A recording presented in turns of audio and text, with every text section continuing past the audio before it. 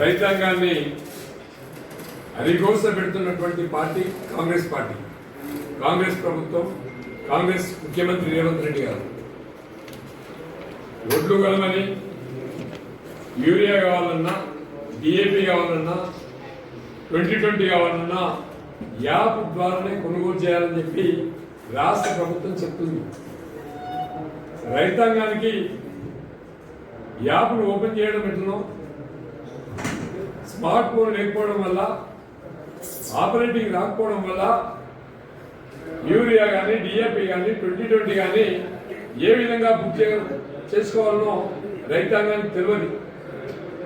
రాష్ట్రంలో ఉన్నటువంటి రైతాంగం అంతా కూడా ముక్త కంఠంతో యాప్ సిస్టమ్ రద్దు చేయండి, యాప్ సిస్టమ్ రద్దు చేయండి, పాతగా డీలర్లతోని, కోఆపరేటివ్ సొసైటీలతోని ఏ విధంగా యూరియా, డిఏపి 2020 మందు సంచులు సప్లై చేసిండ్రో అట్లనే సప్లై చేయని చెప్పి రాష్ట్రం మొత్తం కూడా ముక్త కంఠంతో రైతులు చెప్తున్నారు.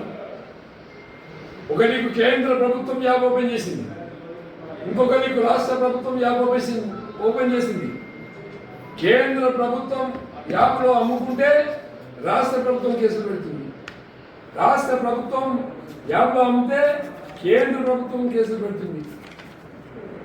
ఇప్పటికీ అగ్రికల్చర్ సెక్రటరీ కానీ, అగ్రికల్చర్ మినిస్టర్ కానీ, జిల్లా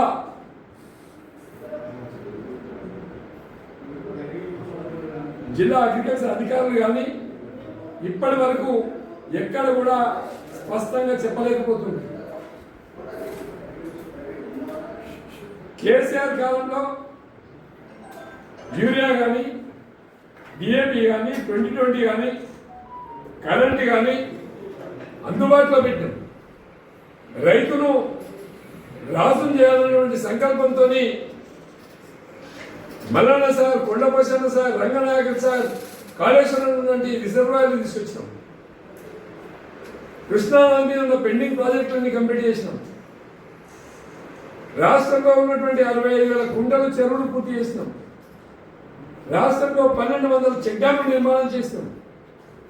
రాష్ట్రంలో 1,44,00,000 మెట్రిక్ టన్నుల ధాన్యం వచ్చే విధంగా, పంటలు వచ్చే విధంగా రూపకల్పన చేసినాం. తెలంగాణ ప్రాంతంలో రైతాంగానికి ఫార్మ్ ఆయిల్ ఇండస్ట్రీ తీసుకొచ్చినాం. గుజరాత్ సంఘాలు ఉంటే బలోపేతం కావాలని 100 కోట్లు ఖర్చు పెట్టి చేపలు పంపిణీ చేసినాం. యాదవులు ఉంటే గొర్రెలు పంపిణీ చేసినాం. వ్యవసాయ రంగానికి అనుబంధ సంస్థల్ని బలోపేతం చేసి రాష్ట్రం యొక్క ఆర్థిక వ్యవస్థను బలోపేతం చేసినాం. రైతును రాజును చేసినాం. రైతుకు 24 గంటలు కరెంట్ ఇచ్చినాం. రైతుకు ప్రతిదీ కూడా అందుబాటులో పెట్టినాం. రైతు పండించిన పంటలు కొనుగోలు చేసినాం. రైతుకు వెంట డబ్బులు ఇచ్చినాం. రైతు ఆత్మహత్య జరిగితే, రైతు యాక్సిడెంట్ అయితే చనిపోయినా, హార్ట్ అటాక్ వచ్చి చనిపోయినా 10 రోజుల లోపల 5 లక్షల రూపాయలు ఇచ్చినాం.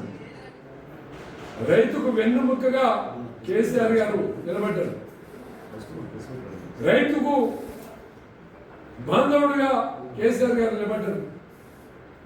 ఇవాళ ఈ 2.5 సంవత్సరాల కాలంలో రైతు అరిగోసపడుతున్నాడు. ఓ కెనాల్ అవ్వాలి, ఓ ప్రాజెక్టు కట్టాలి, ఓ ఇండస్ట్రీ తీసుకురాలి, కనీసం పండించిన వడ్లు కొనుగోలు చేస్తున్నారు. ఇవన్నింటి మీద కూడా రైతుల్ని అరిగోసపెడుతున్నారు.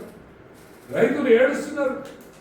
ఇప్పుడు చెప్తుండ్రు ముఖ్యమంత్రి, ఒడ్లు పెట్టకండి, వరి నాటి వేయద్దు, మక్కలు వేయద్దు, వ్యవసాయం చేయొద్దు అని చెప్తున్నాడు.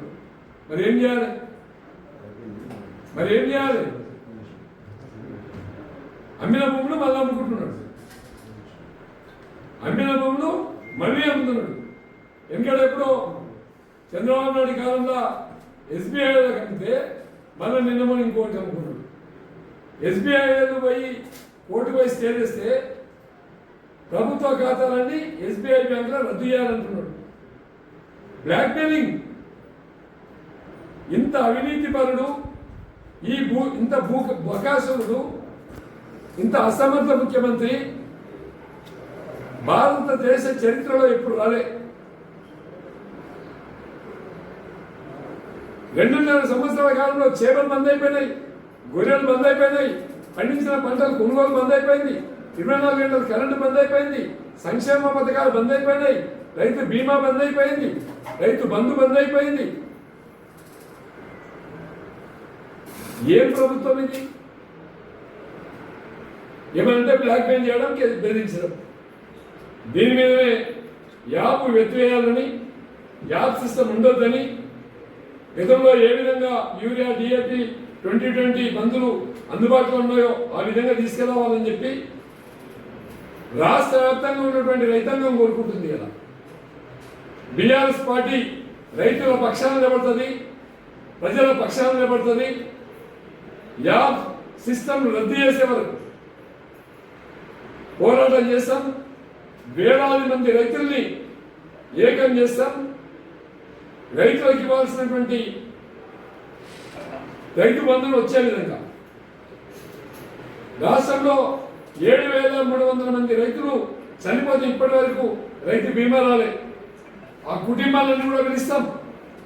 ఆ కుటుంబాలన్నీ కూడా రేవంత్ రెడ్డి ఇంటి ముంగడ నిరాదీక్ష చేయిస్తాం. అవసరం ఉంది.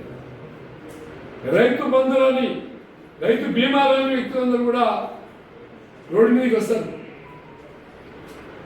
కాబట్టి మేము ప్రభుత్వానికి హెచ్చరిస్తున్నాం, వెంటనే వర్షాలు లేవు, కెనాల్స్ ఓపెన్ చేయండి, ప్రాజెక్టులు నింపండి, రైతులకు నీళ్ళు అందించి ఆదుకోవాలి. కేసీఆర్ లక్ష్యం వర్షాలు లేకుండా మీదికి ముగ్గురుకు ముఖం పెట్టద్దు, కాలువలకు నీళ్ళు ఇవ్వాలని చెప్పి కేసీఆర్ అనుకుంటు. కానీ ముగ్గురుకు ముఖం పెట్టాల్సిన పరిస్థితి వచ్చింది దరిద్ర కాంగ్రెస్ ప్రభుత్వంలో. మళ్ళీ మీదికి రావాల్సిన పరిస్థితి వచ్చింది. కాళేశ్వరాన్ని ఎండబెట్టే ప్రయత్నం చేస్తూ ఉన్నాం, ప్రాజెక్టు ఎండబెట్టే ప్రయత్నం చేస్తూ ఉన్నాం. బిడ్డ కాంగ్రెస్ నాయకులందరూ కూడా హెచ్చరిస్తున్నాం. ఇలా గద్వాల నియోజకవర్గంలో హల్దీలో కానీ కూడవెల్లిలో కానీ కెనాల్స్ కూడా వెంటనే ఓపెన్ చేయాలి, నీళ్లు అందించాలి, యూరియా డిఏపి అందుబాటులో పెట్టాలి, విత్తనాలు అందుబాటులో పెట్టాలి, రైతులు పండించిన పంటలు కొనుగోలు చేస్తామని ముక్తఖండంగా రాష్ట్ర ప్రభుత్వం రైతులకు హామీ ఇవ్వాలి. ఇవ్వకుంటే రైతులు ఎట్లా ఉంటారో, రైతుల యొక్క గోసెందో, రైతులు చేసే ఉద్యమం ఎట్లుంటుందో మళ్ళొక్కసారి తెలంగాణ రైతాంగాన్ని ఉద్యమ స్ఫూర్తితో లేపి కాంగ్రెస్ పార్టీ నాయకుల్ని గల్లీలలో ఊళ్ళల్లో తిరగకుండా చేసే బాధ్యత మనల్ని బీఆర్ఎస్ పార్టీ తీసుకుంటుందని చెప్పి ఈ సందర్భంగా హెచ్చరిస్తుంది.